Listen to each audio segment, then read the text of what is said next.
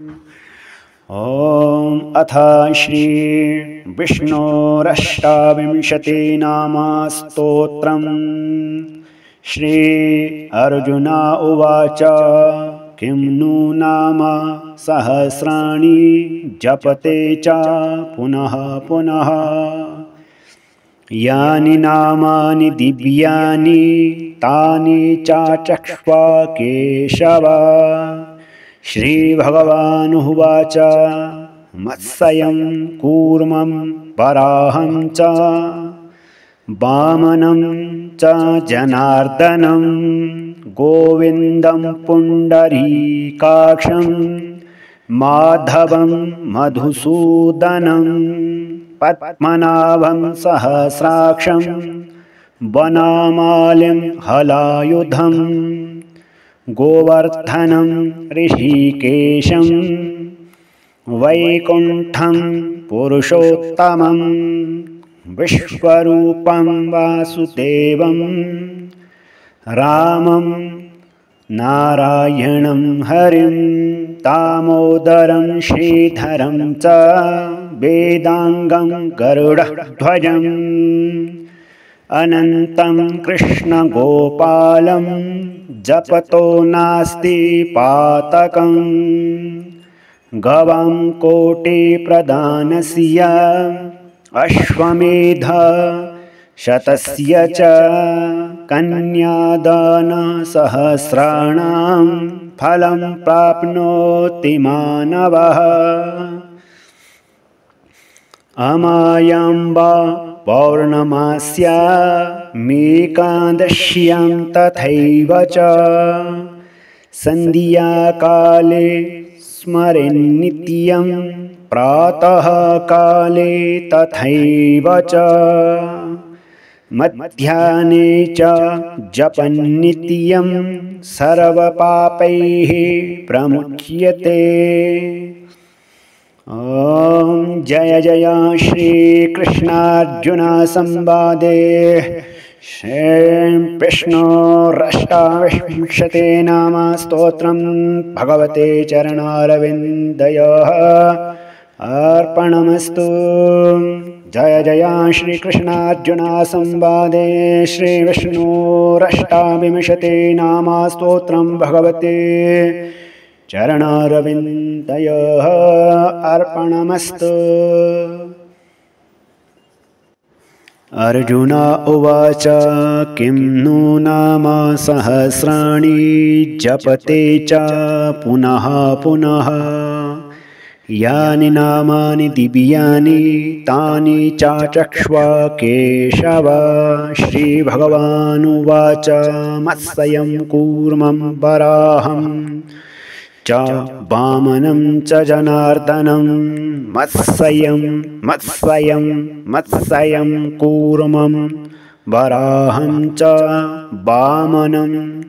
वामनं च जनार्दनं गोविन्दं पुण्डरीकाक्षं माधवं मधुसूदनं पद्मनाभं सहस्राक्षं वनमालिं हलायुधं गोवर्धनं ऋषिकेशं वैकुण्ठं पुरुषोत्तमं गोवर्धनं ऋषिकेशं वैकुण्ठं पुरुषोत्तमं विश्वरूपं वासुदेवं रामं नारायणं हरिं दामोदरं श्रीधरं च वेदांगं गरुडध्वजम् अनन्तं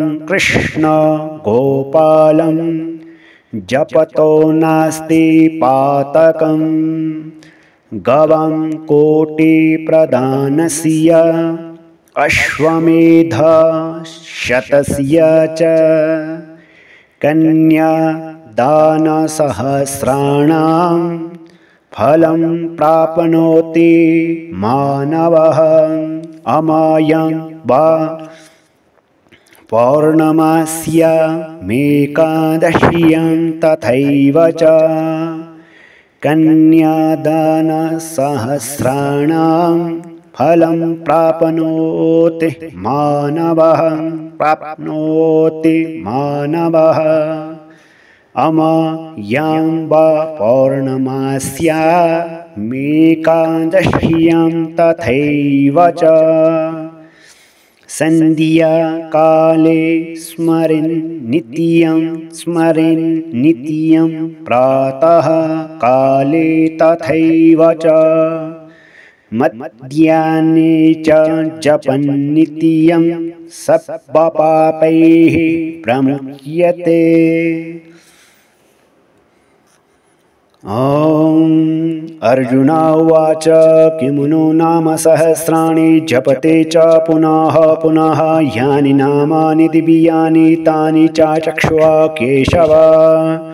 श्रीभगवानुवाच मत्स्यं कूर्मं वराहं च वामनं च जनार्दनं गोविन्दं पुण्डरीकाक्षं माधवं मधुसूदनं पद्मनाभं सहस्राक्षं वनमालिं हलायुधं गोवर्धनं हृषीकेशं वैकुण्ठं पुरुषोत्तमं विश्वरूपं वासुदेवं रामं नारायणं हरिं दामोदरं श्रीधरं च वेदांगं गरुडध्वजम् अनन्तं कृष्णगोपालं जपतो नास्ति पातकम् गवां कोटिप्रदानस्य अश्वमेधशतस्य च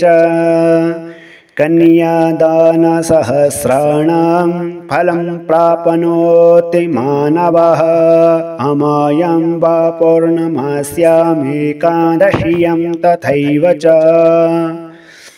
सन्ध्याकाले स्मरेन् नित्यं प्रातः काले तथैव च मध्याह्ने च जपन् नित्यं सर्वपापैः प्रमुच्यते।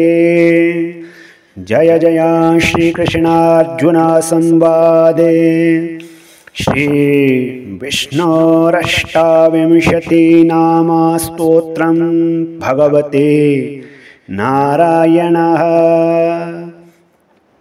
भगवते लक्ष्मीनारायणाभ्याम् अर्पणमस्तु।